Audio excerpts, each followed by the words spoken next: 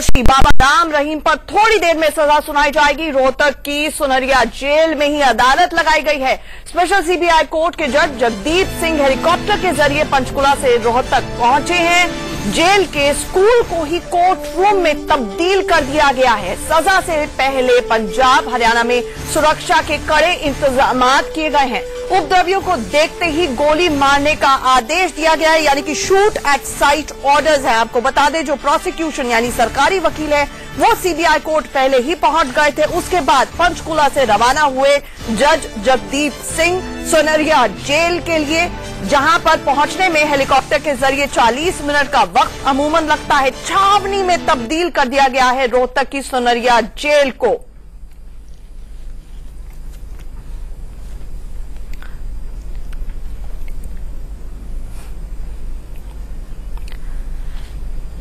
तो अधिकतम उम्र कैद की सजा सुनाई जा सकती है, क्योंकि दो धाराएं 376 और 506 के तहत दोषी करार दे दिया गया है बाबा राम रहीम को। 2:30 बजे से कोर्ट की कार्रवाई शुरू होगी, जिसमें सबसे पहले तो आर्ग्यूमेंट जरा इस बात को लेकर होगी कि कितनी सजा दी जाए। प्रोसिक्यूशन यानी जो इस केस में सीबीआई है, सरकारी पक्ष, वो कितनी सजा मांगेगा। वो जाहिर तौर पर मैक्सिमम पनिशमेंट की अक्सर मांग की जाती है प्रोसिक्यूशन की तरफ से, जो इस केस में मिनिमम 7 साल बनती है, जिन धाराओं के तहत बाबा राम रहीम को कन्विक्ट किया गया है, दोषी करार दिया गया है।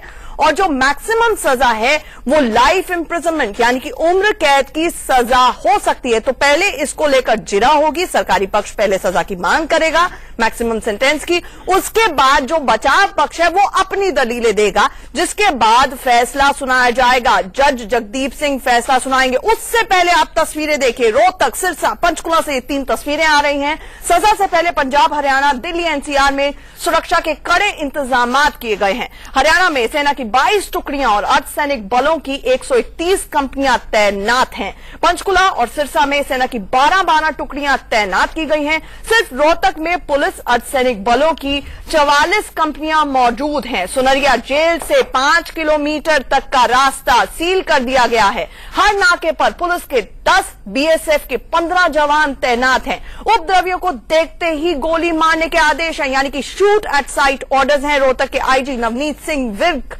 से बात की हमारे संवाददाता विपिन परमार ने, सुनिए।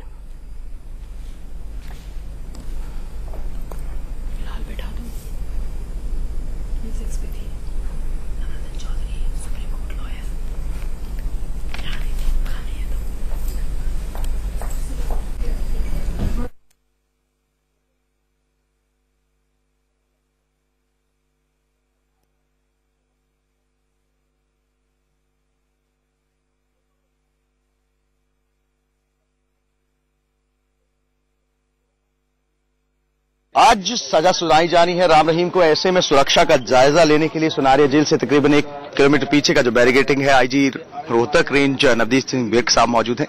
सर, क्या कुछ प्रिवेंटिव स्टेप्स जो हैं वो उठाए गए हैं आपके द्वारा? देखिए, जैसे ही ये फैसला हुआ कि इन्हें यहाँ शिफ्ट किया जाएगा सुनारिया जेल में, तभी से हमने अरेंजमेंट्स लगाने शुरू कर दिए थे। सबसे पहले हमने बैरिकेड्स लगाए। उसके बाद जो है हमने जो मॉब ऑर्गेनाइज करने की कैपेबिलिटी को अपने एरिया में और एडजॉइनिंग डिस्ट्रिक्ट्स में उसको ब्रेक किया। उसमें चलते हुए हमने करीब 100 के करीब प्रिवेंटिव डिटेंशन की। सभी जो नाम चर्चा घर हैं, डेरे हैं, उन पे सर्च करवा करके उनको बंद करवाया गया या सील करवाया गया। ये सभी एक्शन 3 दिन पहले हो चुका था। इसके चलते जो है अभी मैं कोई क्राउड बिल्डअप या कोई मॉब बिल्डअप नहीं देख रहा हूं रोहतक में। अगर कोई फिर भी 1-2 आदमी जो है फिल्टर इन कर गए होंगे, वो कोई इफेक्टिव नहीं होंगे। अगर फिर भी करेंगे तो हम उसके खिलाफ कंटिजेंट हमारे अरेंजमेंट्स हैं। अगर कोई ट्राई करता है जेल की तरफ या कुछ बैरिकेड तोड़ने का प्रयास करता है तो क्या ऑर्डर्स आपके पास हैं? देखिए, कोई अपने कानून हाथ में लेता है, हमारे प्रॉपर वार्निंग देने के बाद भी वो नहीं समझता है तो उसको गोली मार देने के आदेश है। ये आसपास का इलाका काफी खुला है, घास बड़ी ऊंची है, क्या इसको भी सर्च आउट किया गया है? जो sensitive area around the jail है उसकी कॉम्बिंग करवाई गई है, उसकी लगातार कॉम्बिंग चल रही है और वहां स्टैटिक ड्यूटीज भी लगी हुई है। आईजी रोहतक है जिनका ये कहना है कि अगर कोई भी सिक्योरिटी को ब्रीच करने की कोशिश करेगा तो उसे सीधा गोली मारने के निर्देश हैं। और इसी के साथ साथ रोहतक सुनारिया जेल में इस पूरी सुनवाई को लेकर जो है तैयारियां पूरी कर ली गई हैं। कैमरा पर्सन सोनू चौधरी के साथ Vipin Parmar, India news, Sunaria jail, Rohtak. और इस वक्त बड़ी कवरेज के लिए हमारे साथ एक बड़ा पैनल मौजूद है। सबसे पहले ग्राउंड रिपोर्ट देने के लिए हमारे साथ हमारे सहयोगी सुमित जुड़ रहे हैं रोहतक से, जिसे छावनी में तब्दील कर दिया गया है। हमारे साथ राजकुमार शास्त्री जी हैं जो कि धार्मिक गुरु हैं। हमारे साथ मनमोहन शर्मा जी जो कि वरिष्ठ पत्रकार हैं, वो जुड़ रहे हैं। और भी जैसे जैसे बात आगे बढ़ेगी हमारे साथ पैनल जुड़ता चला जाएगा। सबसे पहले सुमित आपसे जानना चाहेंगे, इस वक्त शूट एट साइट ऑर्डर्स हैं, छावनी में तब्दील कर दिया गया है रोहतक को, ग्राउंड रिपोर्ट दीजिए। देखिए, ग्राउंड रिपोर्ट या फिर जो सबसे बड़ी चीज है जो हम अपने दर्शकों को बताना चाहते हैं कि मेरे पीछे जो आप देख रहे होंगे बैरिकेडिंग जो है, ये वो बैरिकेडिंग है जिसके आगे किसी भी सिविलियन को, मीडिया कर्मी को या फिर आसपास के स्थानीय नागरिक को जाने की इजाजत नहीं है। और इसके आगे कोई भी अगर जाने की कोशिश करता है तो उसको शूट एट साइट के ऑर्डर है।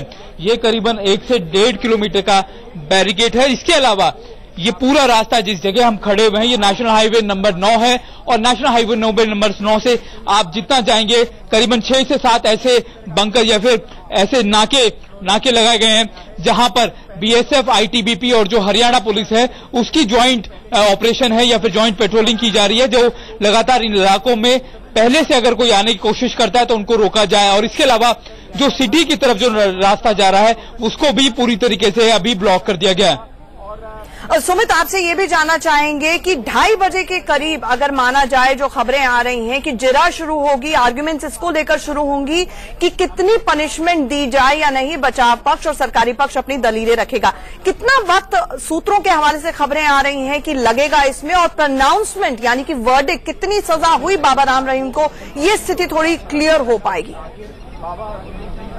देखिए आंचल, आप खुद भी जानती है लीगल प्रोसेस के अंदर ये जज के विवेक पर होता है कि वो किस वकील को कितना टाइम देता है। हालांकि यही कहा जा रहा है कि पब्लिक प्रोसिक्यूटर रखकर जो अपनी ये बात रखेंगे कि आखिरकार इन दोनों धाराओं के अंदर कितनी मैक्सिमम पनिशमेंट, हालांकि उन्होंने मैक्सिमम पनिशमेंट मांगेंगे लेकिन डिफेंस अपनी तरफ से ये आर्गुमेंट जरूर दे सकता है कि राम रहीम किस तरीके से काम करते आए हैं या फिर दूसरी जो चीजें हैं उनकी रियायत, उनकी बीमारी को लेकर कई चीजें सामने रख सकता है। क्योंकि आपको याद होगा कि कोर्ट में आने से पहले भी बाबा राम रहीम ने ये ट्वीट किया था कि उनकी कमर में दर्द है। तो ये सारी चीजों को लेकर कितनी देर की जिरह दोनों पक्षों को दी जाती है जज की तरफ से या फिर वो ऑर्डर कितनी देर में सुनाएंगे, ये उनके विवेक पर होता है। लेकिन माना यही जा रहा है क्योंकि हमारे जज, हमने लेके लोगों से बात की कि उन्होंने साफ तौर पर कहा कि करीबन 4 बजे तक जो है वो फैसला आने की उम्मीद है।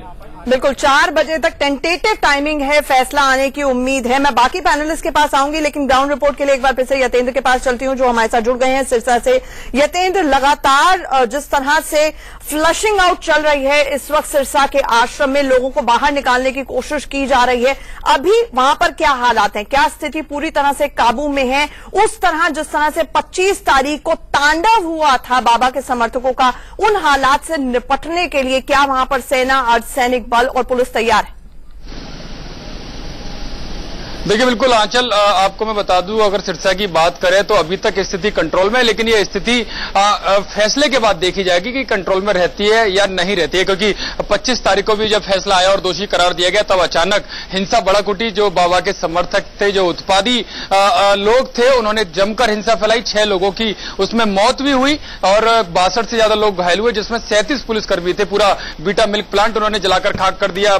32 केबी का जो बिजली घर है वो पूरा जलाकर खाक कर दिया था, की वजह से आज 3 दिन हो गए 40 से 45 गांव पूरी तरह से अंधेरे में डूबे हुए हैं। लेकिन अब की मैं बात करूं तो अभी शांति जरूर है। धीरे धीरे करके लोगों को निकलने के लिए मौका दिया जा रहा है, सेफ रास्ता दिया जा रहा है। 150 से ज्यादा सरकारी बसें लगाई गई हैं और आज सुबह से ही पैरामिलिट्री फोर्सेज और आर्मी के जवान ज्यादा बड़ी संख्या में तैनात कर दिए गए। हरियाणा पुलिस और महिला पुलिस खासकर तौर पर तैयार कर दी गई है। आरएएफ की भी महिला बटालियन यहां पर बुला ली गई है, क्योंकि महिलाएं और बच्चे बड़ी संख्या में, रात को भी करीब 34 बच्चे वहां से निकाले गए थे, जिसे अब उन्हें अलग अलग एनजीओ में भेज दिया गया है। और अब किसी भी तरह से महिलाएं पहले निकले उसको लेकर खास कवायद चल रही है।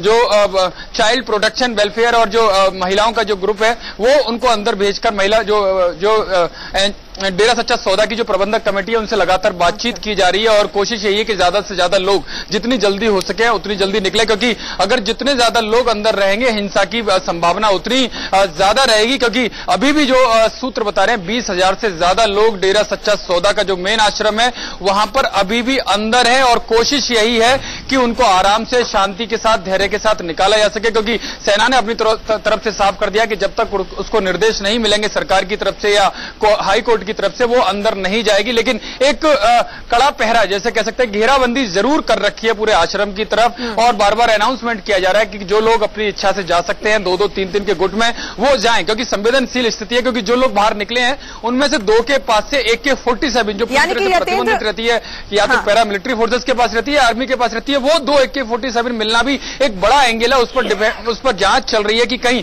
आतंकी खुफिया सूत्र क्या बता रहे हैं, अंदर और वेपन्स हो सकते हैं, और आपने ही बताया जिस तरह से 20,000 लोग अभी और अंदर हैं। ऐसे में ये अपने आप में बड़ी मुश्किल स्थिति है कि उन 20,000 लोगों को किस तरह से फ्लश आउट किया जाए वहां से। देखिए, बिल्कुल 20,000 से ज्यादा लोग अभी तक अंदर हैं। काफी कोशिशें उनको की जा रही हैं कि वो बाहर निकलें, लेकिन अंदर से ये भी खबरें आ रही हैं कि जो प्रबंधक कमेटी के लोग हैं, जो सेवादार हैं, वो लोगों को डरा रहे हैं। डर इस बात का दिखा रहे हैं कि बाहर कर्फ्यू लगा हुआ है, आर्मी पूरी तरह से मुस्तैद है, वो किसी भी कुछ भी उनके साथ हादसा हो सकता है, तो ऐसे में वो बाहर ना जाए। अगर बाहर जाते हैं तो सौदा, जो डेरा सच्चा सौदा है, उस प्रबंधक कमेटी की तरफ से उनकी कोई रेस्पॉन्सिबिलिटी नहीं होगी। तो एक डर की वजह से भी लोग वहां पर बड़ी संख्या में रुके हुए हैं, खासकर महिला और बच्चे, और इसी की वजह से कड़ा कदम आर्मी उठाने से थोड़ा हिचक रही है, क्योंकि अगर कड़ा कदम उठाया जाएगा तो बड़े लेवल पर कैजुअलिटी हो सकती है। तो उसको देखते हुए भी तमाम जो डिस्ट्रिक्ट एडमिन है, पुलिस फोर्स है और जो आर्मी है, वो लगातार मीटिंग कर रहे हैं, कंबाइंड ऑपरेशन चला रहे हैं कि कम से कम कैजुअलिटी हो और लोग ज्यादा से ज्यादा अपनी तरफ से ही निकल सके। इस तरह की कवायद यहां पर की। और अभी जिस तरह से यतेंद्र ने बताया कि ये शांति है, बड़ा सवाल ये है कि ये तूफान से पहले की शांति तो नहीं है। हालात पर आज की स्थिति में काबू रहे, इसको लेकर जगह जगह पर 2300 से ज्यादा पैरामिलिट्री और सेना के जवान और पुलिस प्रशासन तो सिर्फ और सिर्फ रोहतक इलाके में तैनात है। इससे ज्यादा फोर्सेस इस वक्त ग्राउंड पर हरियाणा में नजर आ रही हैं। हमारे साथ नवरत्न चौधरी, जो कि सुप्रीम कोर्ट की वकील हैं, वो भी साथ में जुड़ रही हैं। बाकी पैनलिस्ट भी हमारे साथ है। सबसे पहले मैं ये जानना चाहूंगी मनमोहन शर्मा जी आपसे कि अब ये जो फैसला आएगा, अब आपको वहां पर, क्योंकि आपने वहां पर पत्रकारिता की है, ग्राउंड रिपोर्ट्स क्या कह रही हैं वहां पर? ये जैसे 20,000 लोग अभी भी अंदर हैं, इनको फ्लश आउट करना मुश्किल है, उनके पास वेपन्स हो सकते और बड़ी खराब स्थितियां भी हो सकती हैं। देखिए, बात यह है जो एडमिनिस्ट्रेशन ने गलती की है उसका नतीजा तो भुगतना पड़ेगा। अब बेहतर यही है कि जो डेरा प्रबंधक हैं वो स्थिति को संभालने का प्रयास करें, क्योंकि कुछ भी हो सकता है जो हालात हैं, कि लोग इमोशनल हैं, अच्छा उनकी अटैचमेंट है, उनकी आस्था है। अब कितना एडमिनिस्ट्रेशन कर पाता है ये देखने की बात है। आपने प्रबंध तो सारा कर लिया, मगर अभी जो लोग हैं डेरा में हैं, इधर उधर भी हैं, अब वो क्या उनका रिएक्शन होता है उसको आप कैसे कह सकते हैं? और ये डरा के धमका के भी, जिस तरह से यतेंद्र ने कहा है, ये शुरू से ही खबरें आ रही हैं कि डरा के धमका के डेरा सच्चा सौदा के जितने भी वहां पर समर्थक थे उनको रखा गया हुआ था। तो ऐसे में मनमोहन शर्मा जी, ये जो डराने वाले, धमकाने वाले, बलात्कार करने वाले बाबा हैं, जिन्हें धर्मगुरु कहा जाता है, अब ये बताएं कि ये लोग, इन लोगों की वजह से हालात इतने खराब हो गए और आज भी सारे के सारे लोग, हरियाणा इस वक्त पूरी तरह से अंडर सीज है, ऐसे बाबा हैं। देखिए, बात ये है कि इन बाबाओं को हवा तो दी है राजकुमार शास्त्री जी, माफ कीजिएगा, राजकुमार शास्त्री जी को चर्चा में लाना चाहूंगी। आंचल, देखो, बहुत सारी बातें आपने जिस प्रकार रिपोर्टिंग में आपने दिखाई, कई दिनों से खबर चल रही है। सीबीआई कोर्ट ने बाबा राम रहीम को सजा सुनाई। जो भी कोर्ट है, जज साहब हैं, वो अपने सबूतों के आधार पर अपना फैसला देते हैं और इसी के लिए व्यक्ति वहां न्याय के लिए जाता है। सबसे बड़ी बात यह है कि ये अभी अंतिम फैसला नहीं है, इसके ऊपर की अदालतें और भी हैं, हाई कोर्ट है, सुप्रीम कोर्ट है, उसके दरवाजे अभी खुले हुए हैं। कहीं भी जाकर के जमानत के लिए अप्लाई कर सकते हैं अपनी बात को सफाई के लिए। मुझे यहां से सेटिस्फेक्शन नहीं है इस जजमेंट से, अगले आदमी कहीं भी जाकर के अपनी बात कह सकते हैं। राजकुमार शास्त्री जी, आप अभी तक डिनायल मोड में हैं? नहीं, मैं ये कह रहा हूं, जब अदालत ने दोषी करार दे दिया, आप अभी तक डिनायल मोड में हैं? निचली अदालत ने दोषी करार दे दिया है, निचली अदालत का फैसला सर्वमान्य हो गया, ऐसा नहीं। उसके ऊपर हाई कोर्ट है, हाई कोर्ट को माफ कीजिएगा, सुप्रीम आपको कोर्ट कुछ क्षणों के लिए रोकना चाहूंगी राजकुमार शास्त्री जी। हम तस्वीरें साथ के साथ अपने दर्शकों को दिखा सकते हैं। वो हेलीकॉप्टर जो खास तौर से लेकर आ रहा था जज जगदीप सिंह को, वो अभी हमें दिखे हैं, उसके विजुअल्स, वो लैंड करने वाला है। खास तौर से हेलीपैड इसके लिए बुलाया गया है। सुमित हमारे सहयोगी लगातार जुड़े हुए हैं। Sumit, over to you. ये वही हेलीकॉप्टर है जो जज जगदीप सिंह को लेकर आ रहा है रोहतक जेल? देखिए, निश्चित तौर पर सभी को इसी बात का इंतजार था कि कब जो जज साहब हैं वो यहाँ पर पहुंचेंगे जेल में, और इसको लेकर खास तौर पर पूरी तैयारियां की गई थी। और अभी अगर आप विजुअल देख रहे हैं तो आपको नजर आएगा कि जो जज साहब हैं वो कोर्ट जो जेल प्रेमिसेस में पहुंच चुके हैं, और लगातार इससे पहले जो थे वो पब्लिक प्रोसिक्यूटर और डिफेंस भी पहले पहुंच चुके थे, लेकिन अब जज साहब जो है वहां पर पहुंचेंगे। और जो टेम्परेरी कोर्ट बनाया गया है उसके अंदर वो पूरी की पूरी प्रक्रिया को शुरुआत की जाएगी। यानी 2:30 बजे का वक्त रखा था और 15 मिनट बचे हैं करीब, जिसके बाद जज साहब दोनों ही पक्षों की जो आर्ग्यूमेंट है या फिर जो उनकी पक्ष है सजा का ऐलान के ऊपर वो सुनेंगे।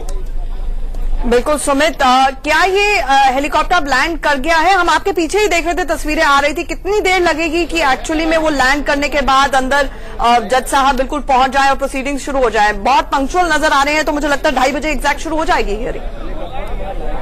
देखिए, निश्चित तौर पर क्योंकि समय 2:30 बजे का रखा गया है, यही वजह है कि वो यहां से करीबन पंचकुला से या फिर 45 मिनट का वक्त, और माना जा रहा है कि 5 मिनट की दूरी पर ही वो टेम्परेरी कोर्ट रखा गया है, जहां पर जो डिफेंस लॉयर है या पब्लिक प्रोसिक्यूटर और जो खुद जो अक्यूज है यानी जो राम रहीम जो उसको भी लाया गया जाएगा, और वहीं पर वो पहले से मौजूद है। और जज साहब वहां पहुंचेंगे कमरे में, और वो पहले दोनों ही पक्षों से उनके जो आर्ग्यूमेंट्स है वो सुनेंगे और उसके बाद अपने आदेश दे सकते हैं। सुमित, ये खबर मिल पा रही है क्योंकि उस दिन तो हेलीकॉप्टर पे अच्छी खासी मेहमान नवाजी की गई थी बाबा राम रहीम की, जब साथ में उनकी बेटी हनीप्रीत भी बैठी थी और चॉकलेट खाते हुए वो नजर आ रहे थे। अभी क्या उनके कोई रिश्तेदार या वकील के अलावा कोई मौजूद है या स्पेशली परमिशन मिली है, कुछ इस तरह की जानकारी? देखिए, अभी तक आधिकारिक रूप से साफ तौर पर हमने आईजी से या फिर दूसरे लोगों से बात की, उन्होंने साफ मना कर दिया कि यहां पर सिर्फ और सिर्फ 4 से 5 लोगों के जो पासेज हैं या फिर जो उनके आईडी कार्ड्स हैं वो बनाए गए हैं स्पेशल तौर पर, जिसमें 2 वकील यानी एक पब्लिक प्रोसिक्यूटर, एक डिफेंस लॉयर, और इसके अलावा जो कोर्ट स्टाफ का 2 लोग होंगे जो जजमेंट लिखेंगे या फिर दूसरे लोग होंगे, वही लोग हो सकते हैं। इसके अलावा कोई भी शख्स जो है उसके उनके अंदर कोर्ट रूम में मौजूद नहीं होगा, और जो अक्यूज है यानी राम रहीम जो है वो भी मौजूद होगा। लेकिन इससे पहले जरूर, क्योंकि प्रक्रिया होती है मेडिकल कराने की, तो यहां से जो मेडिकल टीम थी वो यहां से गई थी, उनका मेडिकल हो चुका है राम रहीम का। इसके बाद अब उनको कोर्ट की प्रेमिसेस में रखा जाएगा। जी बिल्कुल सुमित, आप नजर बनाए रखिए, हम फिर से आपके पास लौटेंगे। राजकुमार शास्त्री जी, आप बता रहे थे जी, तो ऐसे बाबा हैं, ऐसे धर्मगुरु हैं जो रेप के लिए कन्विक्टेड हैं, और आप अभी भी डिनायल मोड में कि हाई कोर्ट, सुप्रीम कोर्ट तक जाएगा तो जाएगा, लेकिन आज की तारीख में तो दोषी है कि नहीं है? असल में आपको अपराध होता है, अपराध गुरु ने किया या शिष्य ने किया, अपराध है। भारत का संविधान, भारत का कानून सभी के लिए एक बराबर है। नहीं, अपराध उस आदमी ने किया जिसका काम था धर्म की रक्षा करना। अपराध उस आदमी ने किया जिस शख्स के पास लोग अपनी बच्चियों को भेजते थे कि उनको अच्छी स्कूली शिक्षा मिल जाएगी, क्योंकि वो गरीब और कुचले हुए तबके से आते थे। उन लड़कियों को एक्सप्लॉइट करने की एलिगेशन रख रही है। इन कस्टडी ये बलात्कार हुए, 2 की पुष्टि हुई है। अभी ये सामने आ चुका है कि बाबा राम रहीम हैबिचुअल ऑफेंडर थे। मैं आपसे ये पूछ रहा हूं कि बाबा ने ये अपराध किया जो आपने गिनाया, आप हत्या को भी अपराध मानते हैं या उससे छोटा अपराध है? तो वो भी तो मामला है, आ जाएगा फैसला। अपराध है, बिल्कुल आप मान रहे हैं कि अपराध है। मैं ये कह रहा हूं कि बाबा राम रहीम अपराधी है, बाबा राम रहीम को सजा होनी चाहिए जी, और संभवतः हो सके तो मृत्यु दंड भी होनी चाहिए, ठीक है, जिसकी सारे संसार, सारी दुनिया देखे और समझे। लेकिन मैं ये कह रहा हूं कि मुझे एक आईपीएस अफसर का बयान अभी तक याद है, और मुझे लगता है कि आज वो सच्चाई सही है। वो ये था कि एक अपराधी को पकड़ने के लिए पुलिस कितने अपराध कर देती है, ये पुलिस को खुद ही पता नहीं। मैं जो बात कर रहा हूं मैं बिल्कुल ठीक कह रहा हूं, लेकिन किंतु परंतु नहीं चलता है जब अदालत। मैं ये कह रहा हूं कि कवरेज जारी है, बस कुछ ही पल और उसके बाद बहुत बड़ा फैसला आने वाला है। गुरमीत राम रहीम को कितनी सजा होगी, मैक्सिमम पनिशमेंट, उम्र कैद की सजा होगी या नहीं होगी? पूरे देश की निगाहें इस फैसले पर टिकी हुई हैं, वो इसलिए कि जिस किस्म का उत्पात 25 तारीख को देखने को मिला, कैसे बाबा जो कि रेप के दोषी करार दिए गए राजकुमार शास्त्री जी, और कैसे उनके समर्थक जो इतने उत्पात पर उतर आए, उग्र हो गए, कितने लोगों की जान चली गई, पूरा राज्य जो था वो जलने लगा। आंचल, आपको जान करके आश्चर्य होगा कि ऐसे बहुत सारे रेप केस हैं जिनकी एफआईआर नहीं होती है, लोग घूम रहे हैं परेशान। तो मतलब होना चाहिए, रेप हो जाए एफआईआर नहीं होती है। मैं कह रहा हूं अपराध है ना, मैं कह रहा हूं कि अपराध है। एक रामदेव बाबा के अपराध को रोकने के लिए नहीं, आपको करेक्ट करना चाहूंगी, आपने गलत काम किया है, प्लीज। 45 हत्याएं हो चुकी हैं। हाँ, बाबा राम रहीम, सॉरी, बाबा राम रहीम जैसे अपराधी को पकड़ने के लिए 45 हत्याएं हो चुकी हैं। 250 लोग हॉस्पिटल में पड़े हुए हैं। 200 करोड़ से ज्यादा की देश की संपत्ति का नुकसान हो चुका है। आप ये बताइए, ये अपराध की श्रेणी में आते हैं नहीं आते? इन पर सरकार को एक्शन लेना चाहिए नहीं लेना चाहिए? कोर्ट को एक्शन लेना चाहिए नहीं लेना चाहिए? इन सभी को जेल होनी चाहिए नहीं होनी चाहिए? क्या हत्याओं से बड़ा जो है राम रहीम अपराधी है? उसको अपराध है, मैं ये नहीं कहता कि वो अपराधी नहीं है, और उसको सजा होनी चाहिए, लेकिन उसके साथ में किंतु परंतु क्यों है फिर सर? उसके साथ में इनको भी ये जो हत्याएं हुई, 45 घर बर्बाद हो गए और 250 लोग अस्पताल में अभी कितने बचेंगे? उसके लिए दोषी कौन है? एक लाइन में बताइए, उसके लिए भी बाबा राम रहीम दोषी है, उसके लिए भी बाबा राम रहीम दोषी है, जो पूरे राज्य चलने लगे। हाईकोर्ट ने भी कहा गोलियां निकाली गई हैं, जो डेड बॉडी हॉस्पिटल में गई उनके शरीर से गोलियां निकाली गई, ये मेडिकल रिपोर्ट है। उन्होंने कानून को हाथ में लिया, राइटिंग की, आर्सन किया, दूसरों की जान को खतरे में डाला, पुलिस के अगेंस्ट एक्शन लिया। मैडम, वो श्रद्धालु लोग हैं, पेट्रोल बम, वो देखिए, वो श्रद्धालु लोग हैं, अपनी श्रद्धा के कारण ये तो बाबा की आर्मी, करने के लिए माफ आए थे, कीजिएगा, वो कोई अपराधी नहीं थे, देशद्रोह से कम नहीं माना जा सकता, देशद्रोह से कम नहीं माना जा सकता राजकुमार शास्त्री जो जिस तरह का तांडव किया। नवरत्न चौधरी जी, मुझे ये बताइए, ये जो जिस मोड में अभी भी ये राजकुमार शास्त्री और इस देश के तमाम धार्मिक गुरु नजर आ रहे हैं, एक के बाद एक बाबा के जो कच्चे चिट्ठे खुल रहे हैं, मुझे ये बताइए इनको ज्ञान क्या देंगे आज की तारीख में आप, कि ये हमारे लिए भी एक सबक है कि सारे के सारे इतनी भारी तादाद में जो लोग हैं वो बाबा के लिए खड़े हुए नजर आए। रेप के साथ जो विक्टिम्स थे रेप के, उनके साथ सिर्फ और सिर्फ मीडिया खड़ा हुआ नजर आया। बिल्कुल आंचल, सबसे पहले तो मेरा इसी बात के ऊपर मैं चाहती हूं कि उस आदमी को, वो जो एक क्रिमिनल है जिसने रेप किया है, आप उसको बाबा कहना और धर्मगुरु कहना तो बिल्कुल बंद कर दो। वो आदमी सिवाय अभियुक्त के एक एक्यूज्ड है जिसके ऊपर रेप का मुकदमा चला, उस बच्ची ने दोषी है, वो बिल्कुल कन्विक्ट है वो, और उस कन्विक्ट को अब जो भी सजा मिले वो कम है। भाई साहब जो कह रहे थे कि उसने क्या मर्डर कर दिया, एक रेप ही तो किया, जो मुझे इनकी भाषा से समझ नहीं, मर्डर से बेशक मैं ये कह रहा हूं कि मर्डर भी अपराध है, मैं कह रहा हूं मर्डर से बड़ा अपराध है।